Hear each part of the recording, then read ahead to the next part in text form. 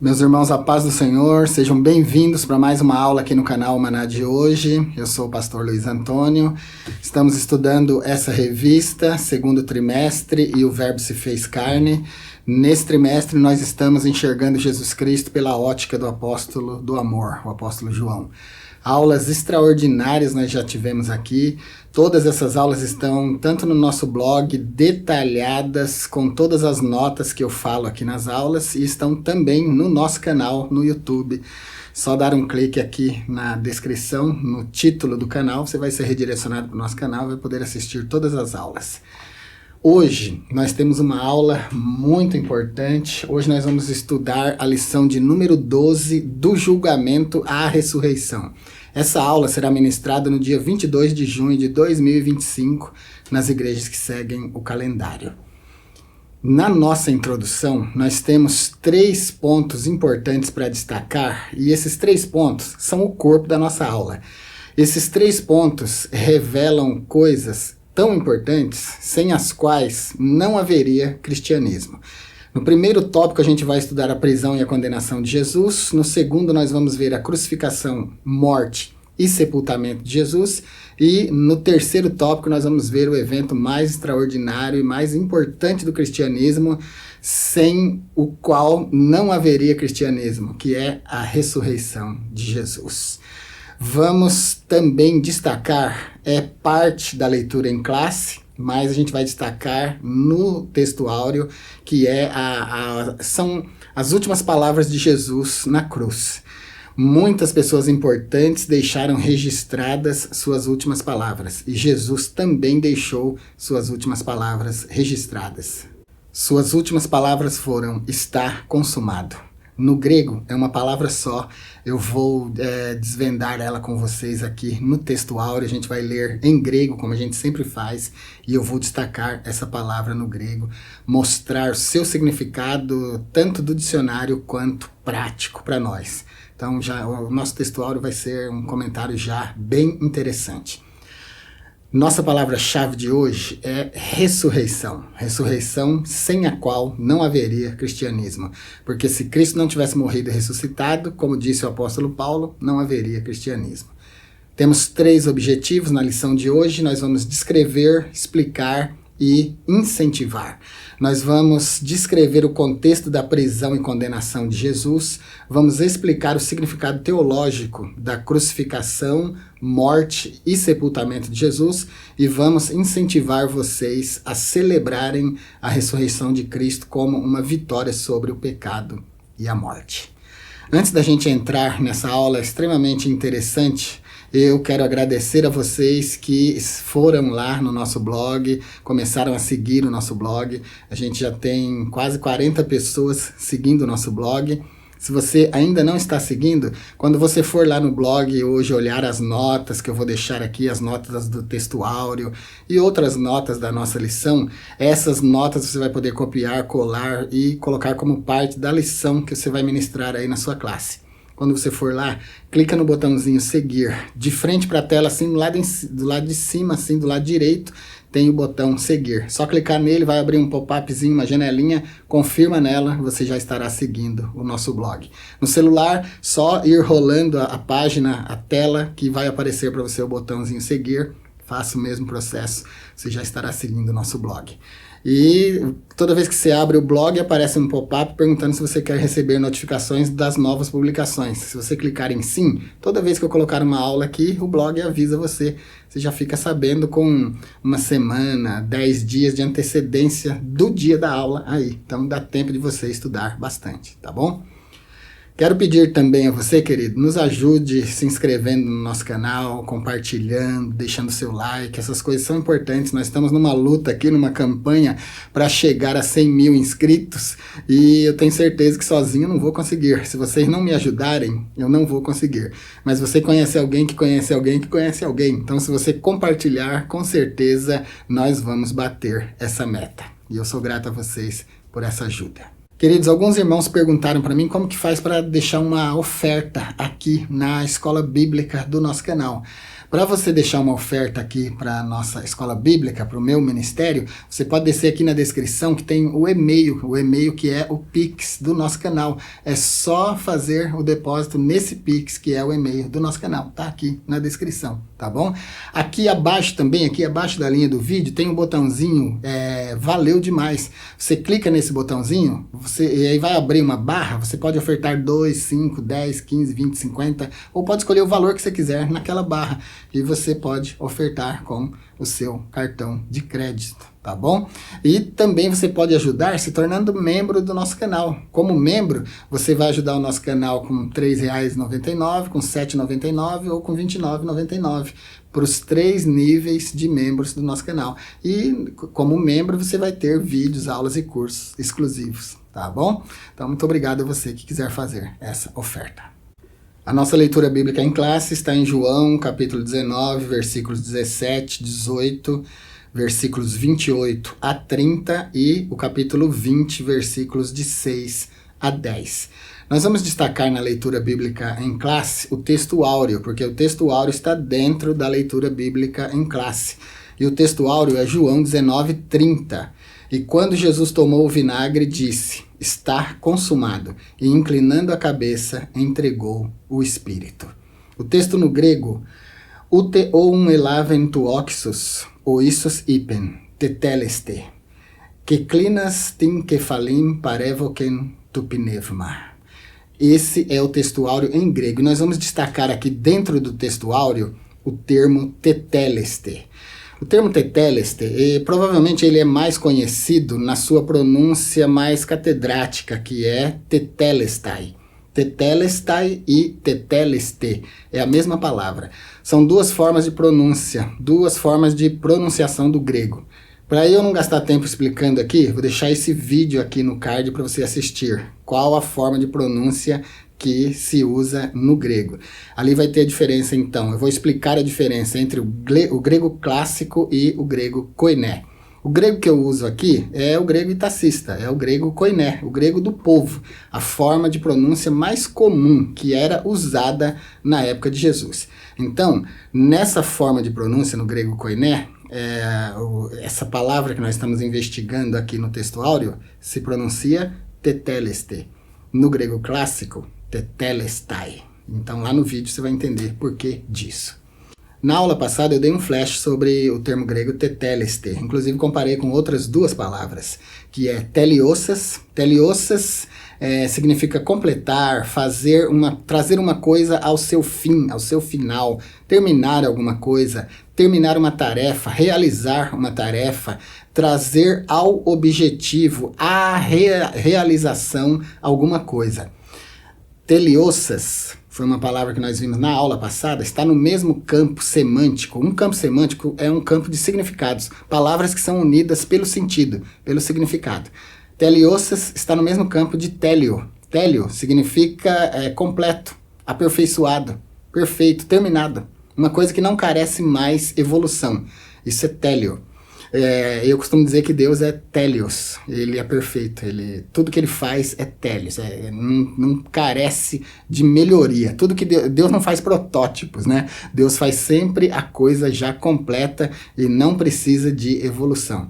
Então, teliossas, télios, essas duas palavras estão no mesmo campo de teteleste, que significa estar consumado, estar completo.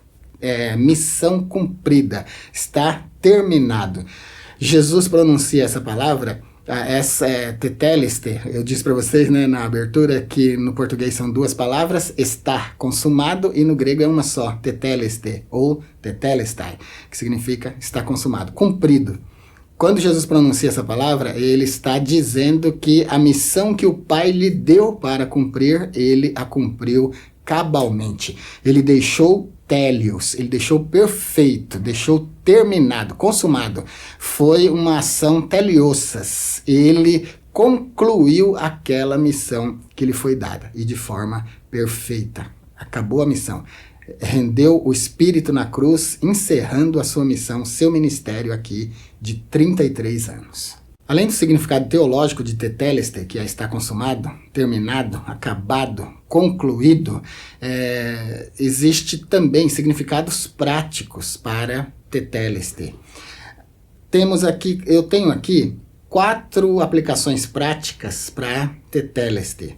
Uma era, esse termo tetelestai era colocado em recibos como quitação de dívida. Por exemplo, se alguém comprava um terreno ou comprava um escravo, hoje falar em comprar escravo é uma coisa tão estranha, né? Soa tão mal para nós, mas antigamente era comum a pessoa ir numa feira de escravos e comprar um escravo. Se ele não tivesse dinheiro para pagar à vista, ele podia parcelar. Do mesmo jeito, se fosse comprar uma propriedade, ele podia parcelar. Quando ele terminava o pagamento, no recibo de pagamento estava escrito o termo tetelestai no final, ou seja, pago na totalidade. Então, primeira aplicação prática de tetelestai era para quitação de dívidas. Nós tínhamos uma dívida com Deus, a dívida do pecado. E Jesus, na cruz, ele pagou por nós essa dívida. É por isso que ele pronuncia como suas últimas palavras, esse está consumado. Tetelestai. No grego, oissos ipen, tetelestai. E Jesus disse, está consumado, porque ele pagou a nossa dívida. O apóstolo Paulo fala que tinha uma cédula contra nós, nos mandados de Deus. Nós tínhamos uma cédula de dívida de pecado. Mas Jesus, quando morre na cruz do Calvário e pronuncia tetelestai, ele paga essa dívida. Agora, nós temos um recibo assinado com o sangue de Cristo e escrito no final, tetelestai. Ou seja, está consumado, está pago, ninguém deve mais nada. Nenhuma condenação há para os que estão em Cristo Jesus. Olha que coisa maravilhosa, que coisa linda, né? Claro que tudo isso aí é metafórico, né? Essa cédula é metafórica, a linguagem do apóstolo Paulo é metafórica, mas no campo espiritual tinha uma cédula que foi consumada pela morte de Cristo. A segunda aplicação para tetelestai era em conclusão de tarefas. Quando um filho recebia uma tarefa do seu pai e ele a completava, então ele chegava para o pai e dizia, tetelestai, está concluído, terminei, acabei. Foi o que Jesus disse para todos nós, ficou registrado aqui em João 19:30 e disse também para Deus, o Pai. É o que está registrado lá, o oissos ipen, tetelestai. E disse Jesus, está consumado. Estava falando com o Pai, estava falando com todos nós. E as pessoas que ouviram ele falar ali, as pessoas que estavam ao pé da cruz e que ouviram ele falar, pronunciar essa palavra, eles entenderam direitinho o que é que ele estava falando. Eles entenderam que ele estava quitando a dívida, eles entenderam que ele estava concluindo uma tarefa e eles entenderam também que ele, Jesus, estava nos libertando da prisão do pecado, do aprisionamento do pecado, do aprisionamento causado pelo diabo. Porque também, quando uma pessoa concluía a sua pena de prisão, uma pessoa era malfeitor, tal, foi preso, e na porta da cadeia constava lá a inscrição do que é que ele tinha feito para estar preso ali. Quando ele cumpria a sua sentença, então aquela cédula que estava lá na porta da prisão era retirada e no lugar da cédula da acusação era colocado um termo de quitação e no final escrito tetelestai, ou seja, pagou a dívida com a sociedade na totalidade. Foi o que Jesus fez por nós. Ele nos libertou da prisão do pecado. Ele nos livrou das garras do diabo. E a quarta coisa era posse e propriedade, como eu falei, eu coloquei já no começo do comentário. Quando alguém comprava alguma propriedade, terminava de pagar, recebia o recibo escrito tetelestai. Tem um comentário também, que esse aqui eu não tenho comprovação dele, mas se alguém quiser deixar nos comentários aqui, pode deixar. Dizia-se que quando um general voltava vitorioso da batalha, também ele proclamava pelas ruas, quando ele entrava, ele clamava diante da multidão, tetelestai, vitória ganha, nós ganhamos a batalha, nós cumprimos a missão. Então esses são os significados práticos e o significado literal de tetelestai, está consumado. E na prática significa todas essas 5 coisas que eu citei aqui. No tópico de número 1, nós vamos ver a prisão e a condenação de Jesus. Item 1 do tópico 1, a prisão. Nos capítulos 17 e 18 do Evangelho de João, após ter proferido seu último discurso aos discípulos e os ter preparado para a traição de Judas Iscariotes, Jesus atravessou o ribeiro de Cedron e parou no Getsemane, no jardim do Getsemane. Esse jardim era também conhecido como o Monte das Oliveiras. Era conhecido assim porque no jardim tinha muitas oliveiras. E nesse dia sobre o jardim pairava uma aura de muita tristeza, porque era o dia em que Jesus seria entregue aos pecadores. Judas Iscariotes já tinha vendido Jesus por 30 moedas de prata para os sacerdotes, os fariseus, os escribas dos fariseus, os delegados da lei de Moisés, né? E ele vai lá, então, para concluir, entregar, identificar Jesus para que Jesus fosse preso. E, como todo mundo sabe, ele identifica Jesus com um beijo de traição. Esse preço que foi fixado por Jesus, pela venda de Jesus, pela traição de Judas, ele não foi um dinheiro aleatório. Ele foi escolhido porque era o preço que se pagava por um escravo. Nós temos isso na lei de Moisés, no Êxodo 21 e 32. Reforça a ideia de que o preço que Judas e os doutores da lei avaliaram Jesus foi o preço mínimo. Com certeza Judas deve ter pedido 100 moedas, né? Ou 150, ou 200. Mas os doutores da lei pagaram o mínimo por ele, porque não deram valor, não reconheceram sua missão, não deram valor a ele. Estavam comprando ele pelo mínimo que se podia pagar. Não se podia pagar menos do que 30 moedas de prata por um escravo adulto. É o que nós temos descrito na lei. Outro motivo também pelo qual se pagaram 30 moedas por ele, nós temos em Zacarias 11, versículos 12 e 13. Era uma conexão profética. Isso aqui é uma conexão profética que nós temos com Zacarias. Lá Zacarias está profetizando sobre Jesus sendo vendido por 30 moedas. Essa nota sobre as 30 moedas estou deixando na nossa aula lá no nosso blog, tá bom? Com a referência da lei de Moisés, da profecia de Zacarias e uma nota cultural, né? As 30 moedas de prata culturalmente se tornou um símbolo de traição. Item 2 do tópico 1, o interrogatório. De início, Pilatos questiona a acusação feita pelos judeus. Ele mesmo disse, não acho nesse homem nenhuma culpa, mas eles insistem para condenarem Jesus. Jesus então fora detido durante a madrugada e, ao amanhecer, depois de ter passado pela casa de Caifás, o sumo sacerdote, os judeus preferiram que a condenação viesse do governador Pilatos. Jesus teve 2 julgamentos, um julgamento religioso diante das autoridades judaicas, passou pela casa do sumo sacerdote. Nessa época tinha 2 sacerdotes, Anás e Caifás. Vou deixar uma nota para vocês na nossa aula explicando o porquê disso, tá bom? Vocês podem ler lá e podem levar para sua aula caso você queira. E Pilatos, então, não achando nenhuma culpa, tenta dissuadir os judeus da condenação de Jesus, mas eles insistem. Então eles julgam Jesus por blasfêmia, porque Jesus afirmara categoricamente que era filho de Deus. Inclusive o sumo sacerdote conclama ele pelo nome do Deus vivo, que ele diga se ele era realmente o filho de Deus ou não. E ele diz. Jesus então teve 2 interrogatórios e 2 julgamentos, um feito pelos doutores da lei e outro por Pilatos. Os doutores da lei não condenaram Jesus à morte porque eles não tinham essa jurisdição, eles não tinham essa autoridade. O Império Romano era quem governava todo o mundo civilizado nessa época. Na época em que Jesus vem ao mundo, quem dominava o mundo civilizado era o Império Romano. Israel estava debaixo do domínio do Império Romano. E quem tomava conta daquela região era o governador Pilatos. Então, os doutores da lei, os escribas, os fariseus fizeram um julgamento religioso. Nesse julgamento, eles só puderam acusar Jesus de blasfêmia, que eram as coisas que tinham a ver com a religião judaica, porque Jesus se dizia filho de Deus, né? Mas eles não tinham autoridade para condená-lo à morte, não podiam matá-lo. Só quem podia dar a pena de morte era o Estado latino, né? O Estado romano. Então, eles levam Jesus a Pilatos, para que Pilatos pudesse, então, interrogá-lo, julgá-lo e condená-lo. Mas, no seu julgamento, na sua conversa com Jesus, Pilatos não achou nada de que o acusar. Vou deixar um vídeo interessante para vocês aqui nesse card, que é a conversa de Jesus com Pilatos. E nós vamos discutir no grego que é a verdade, que é a afirmação de Pilatos para Jesus. Um vídeo interessante, você vai gostar.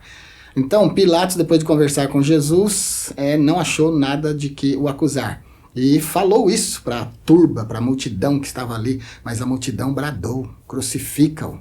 Então, como vocês conhecem bem a história, né? Era costume que pela Páscoa se soltasse um criminoso, então traz-se Barrabás e Jesus, os dois, ao lado, para que a multidão escolhesse qual deveria ser solto. E a multidão escolhe Barrabás. Então Jesus já começa o seu ministério, o ministério da sua morte, já começa livrando um pecador da morte, né? Por assim dizer. Dá uma pregação, hein? Então, ele teve 2 interrogatórios. E o segundo interrogatório, que é o de Pilatos, foi o que o condenou à morte. Pela escolha da multidão. Mas quem podia dar o aval, quem podia avalizar essa morte, essa condenação, era só o Estado romano. Por isso, Pilatos foi quem disse que era para crucificá-lo. Aqui nesse item do interrogatório, eu vou deixar lá na lição no nosso blog uma nota bem completa com 5 pontos importantes que acontecem, 5 coisas importantes que acontecem com Jesus, desde o interrogatório até a cruz. Nós temos a prisão no Getsemane pela traição de Judas, nós temos o interrogatório diante de Anás e Caifás, nós temos o julgamento pelo Sinédrio, a apresentação e a entrevista de Pilatos com Jesus, e nós temos o envio de Jesus a Herodes. São 5 momentos importantes. Você vai poder conferir, tem notinhas lá bonitinhas para você na nossa aula no blog, tá bom? Quando for ao nosso blog, não esquece de seguir o nosso blog. E vou deixar também uma nota do porquê que tinham 2 sumos sacerdotes nessa época.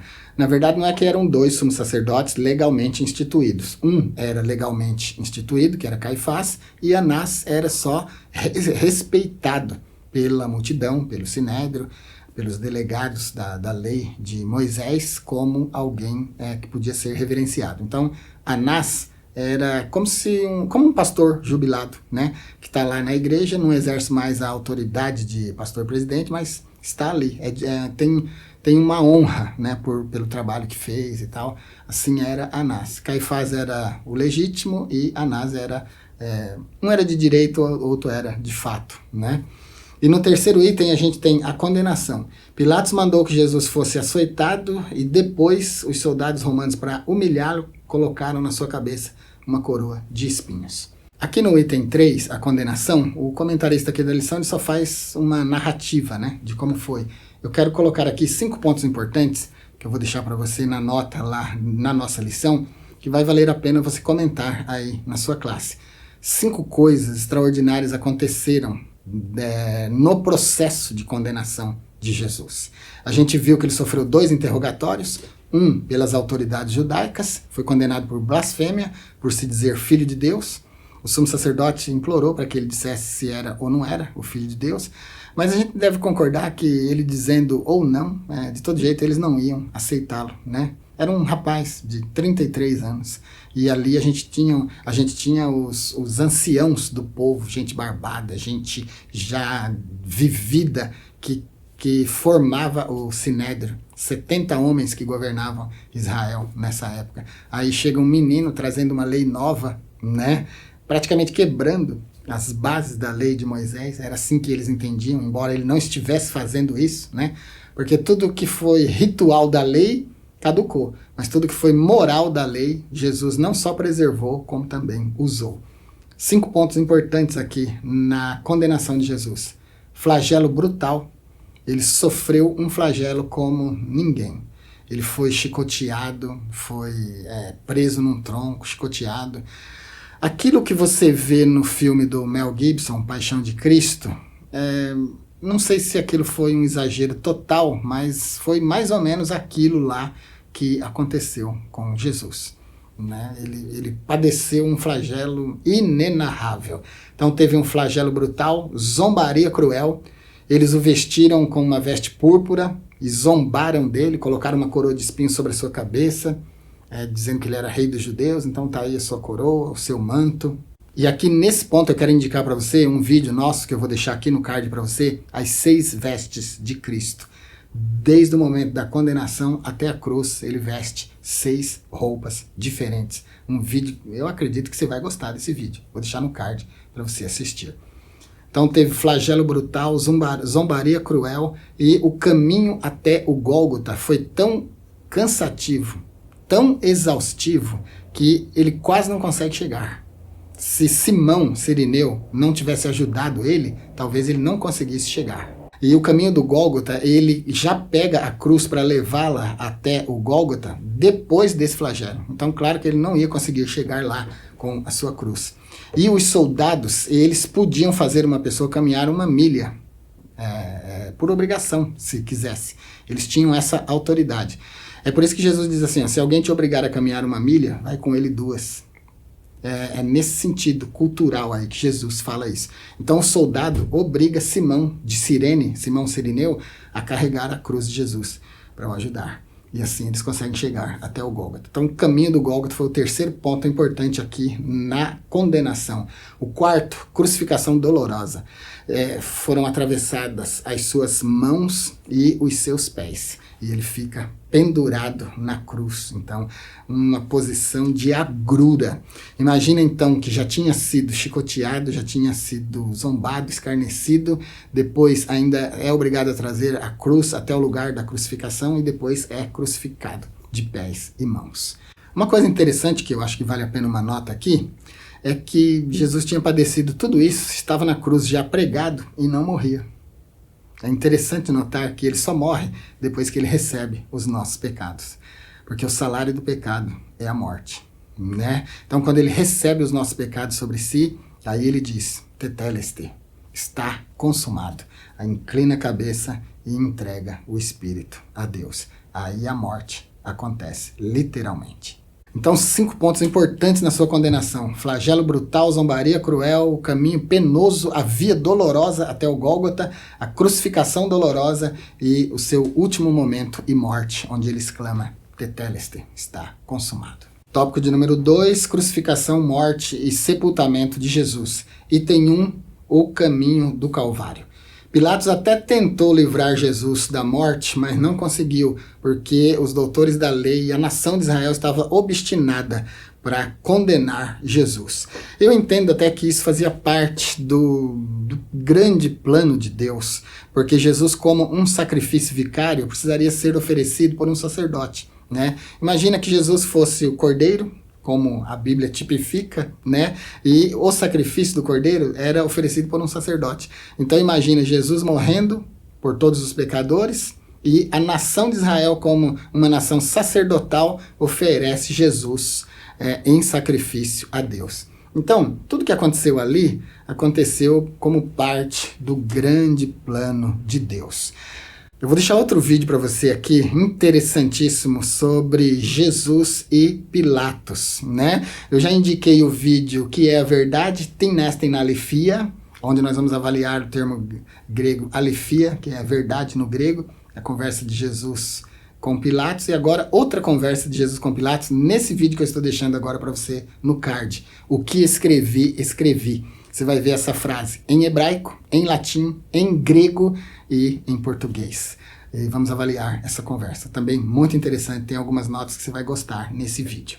Como Pilatos, então, não conseguiu livrar Jesus da condenação, está escrito no versículo 16 de João 19. Então o entregou para que fosse crucificado. Então ele sofreu aqueles 5 itens que eu falei para vocês, né? Os açoites dos soldados, carregou sua cruz até o Gólgota e lá foi crucificado. Gólgota em hebraico é o paralelo do latim calvário, que significa caveira. Significa caveira, calvário, Gólgota, por causa disso que você está vendo aí na tela agora, dessa imagem. Se você olha a rocha de longe, o monte, você olhando de longe, você percebe uma caveira desenhada na rocha. É por isso que se chamava calvário em latim e Gólgota em hebraico. Jesus salva Barrabás da condenação no seu interrogatório. Na sua morte, ele salva aquele ladrão que estava na cruz. É o que nós temos ainda aqui no item de número 1. Lá na cruz, nós tínhamos 2 malfeitores, um à direita e outro à esquerda de Jesus. E um deles diz: Senhor, quando entrares no teu reino, lembra-te de mim. E Jesus salva ele. Jesus diz: ainda hoje estarás comigo no paraíso. Então, a trajetória de Jesus como Salvador foi desde o início até o fim. Até nos seus momentos finais, ele está salvando. E quando ele diz tetelestai, quando ele diz está consumado, aí ele salva todo aquele que crer.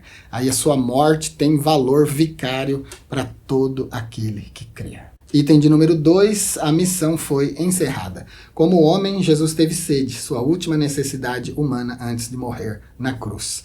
A sua sede foi momentaneamente aliviada por aquela esponja de vinagre que o soldado chegou à sua boca, quando ele disse em João 19:28, tenho sede.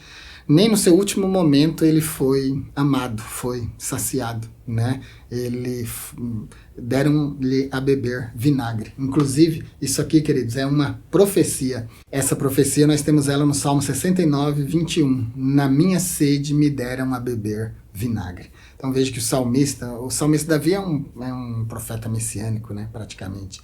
Ele vivenciou profeticamente muitas fases da vida de Jesus. Então, no Calvário, com sede, sendo zombado, humilhado, sendo um espetáculo público, ele ainda perdoou e salvou a humanidade. Salvou por antecedência ali aquele ladrão que estava com ele na cruz, e quando entrega o Espírito, quando diz tetelestai, ele salva toda a humanidade. E por último, aqui no tópico 2, nós temos o item 3, o sepultamento. No versículo 38 aparece um homem que admirava Jesus, era José de Arimateia. Arimateia era uma cidade da Judéia.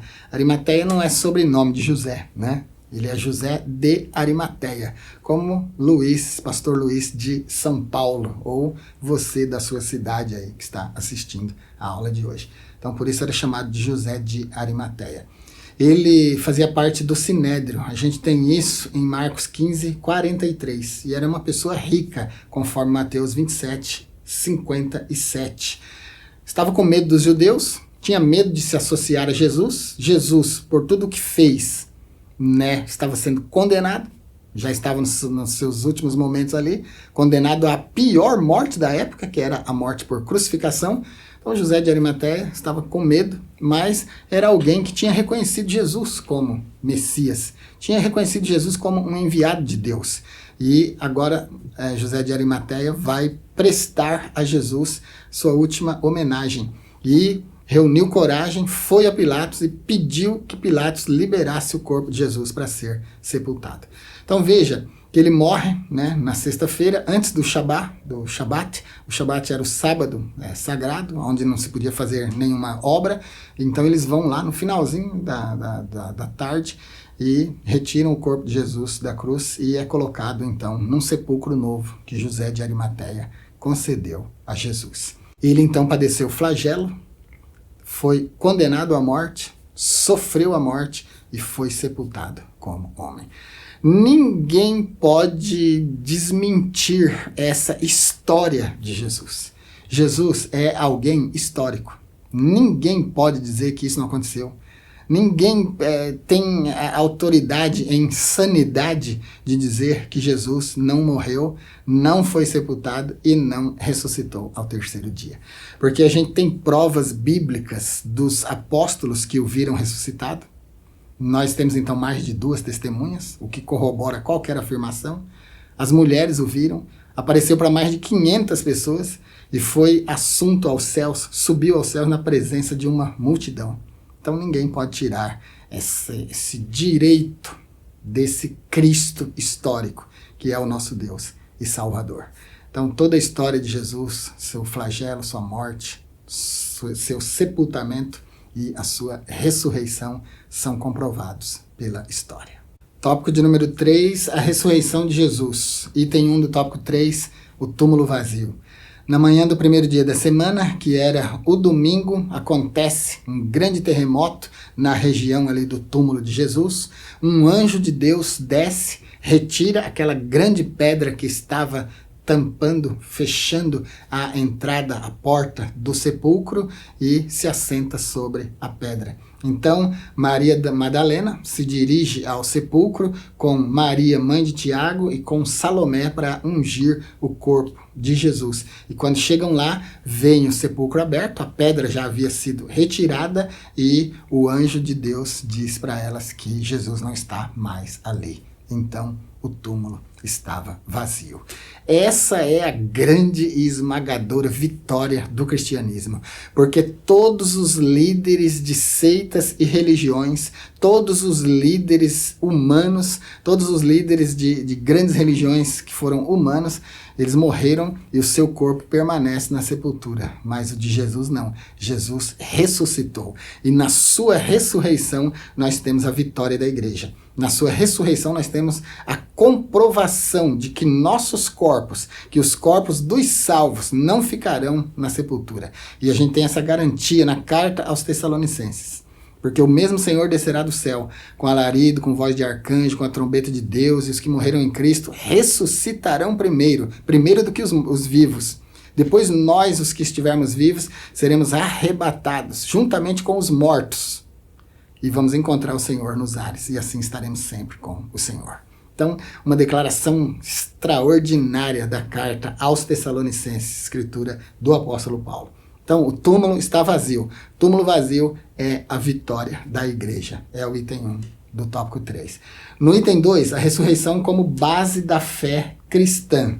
O apóstolo Paulo disse que na 1 aos Coríntios 15, 12 a 14, ele diz que se Jesus não ressuscitou, então nossa fé é vã, né?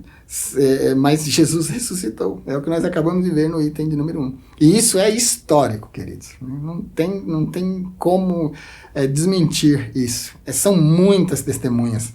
Apesar de as autoridades terem contratado, as autoridades eclesiásticas, né, as autoridades da lei de Moisés terem contratado algumas pessoas para mentirem, dizendo que o corpo dele tinha sido roubado e tal, e que ele não tinha ressuscitado, mas não funcionou. Ele ressuscitou e ele apareceu para um montão de gente, inclusive para Tomé, que não acreditou. Jesus aparece para os discípulos, conversa com eles, Tomé não estava nessa ocasião, e aí os discípulos disseram que viram Jesus ressuscitado, e ele dizem, eu não acredito. Eu só acredito se eu puser a minha mão onde os cravos furaram a mão dele. E puser a minha mão do lado dele onde a lança o atravessou. Aí eu acredito. Aí depois de algum tempo, provavelmente uma semana, Jesus aparece de novo para eles, vai direto em Tomé e diz, Tomé, põe tua mão aqui, e aqui do meu lado, e não sejas incrédulo, mas crente. Então, é muito cabal a comprovação de que Jesus ressuscitou. Temos centenas de testemunhas. A gente não tem uma, ou duas, ou três. A gente tem centenas de testemunhas de que Jesus ressuscitou. O túmulo dele é um dos mais famosos da história da humanidade, mas está vazio. Então, o item 2, o resumo do item 2 é esse nosso comentário. Se Jesus não tivesse ressuscitado, não teria cristianismo. A ressurreição é a base da fé cristã. Só existe cristianismo, só existe igreja evangélica, só existe igreja católica que é cristã, e qualquer igreja que seja cristã, para ser cristão é só acreditar no nome de Jesus, né? Não precisa ser protestante como nós. Qualquer religião que confesse Jesus como Filho de Deus e Salvador é considerada cristã. Então a base do cristianismo, que engloba todas essas religiões que creem em Cristo, é a ressurreição de Jesus. Se ele não tivesse ressuscitado, nossa fé era vã e a gente não tinha nenhuma base de fé. Mas agora a gente tem, porque ele ressuscitou. Além de toda essa comprovação testemunhal, nós temos as mulheres que foram lá e viram que o sepulcro estava vazio, falaram com o anjo disse que ele não estava mais ali, porque vocês procuram o vivente entre os mortos, né?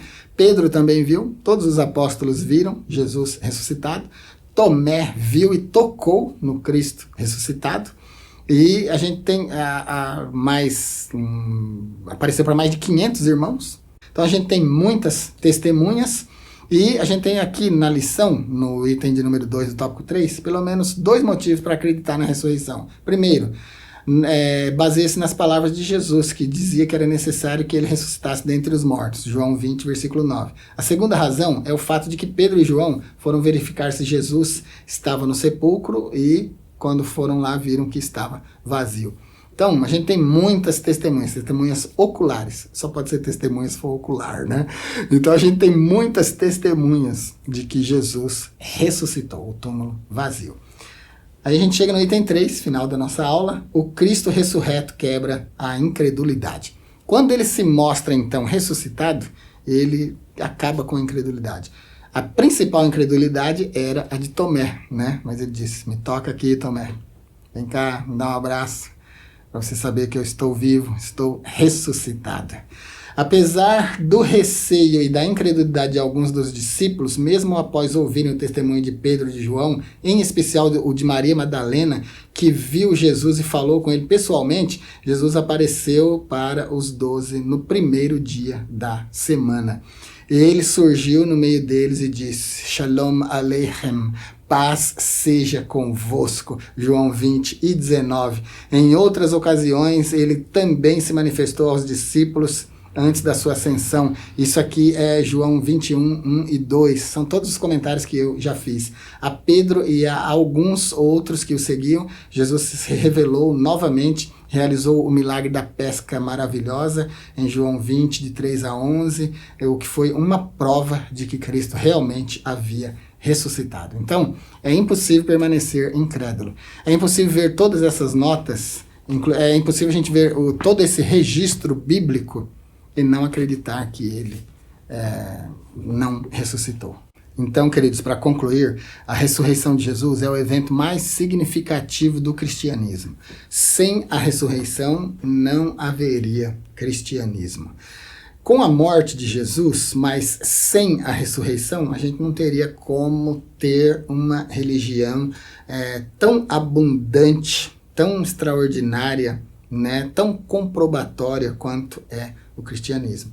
Porque que ele morreu, tá? Ele veio, cumpriu sua missão, morreu, mas e daí? E a vitória?